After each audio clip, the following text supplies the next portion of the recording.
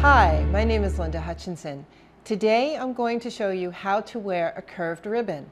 Curved ribbons are worn by many people for many causes to show support for those causes.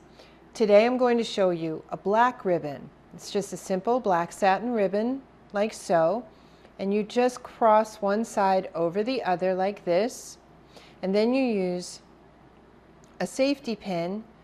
You put it through the overlap there to keep the ribbon secure, and then just put it on your garment. Now, you can use this black ribbon would signify support for melanoma research. You can use a pink ribbon in support of breast cancer research. There are so many colors, and you can look up on the internet the specific cause that you want to support.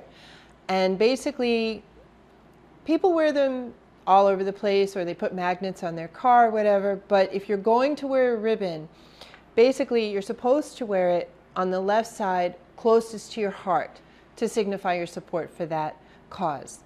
So my name is Linda Hutchinson. I hope this was helpful for you. Thank you so much for watching. Bye-bye.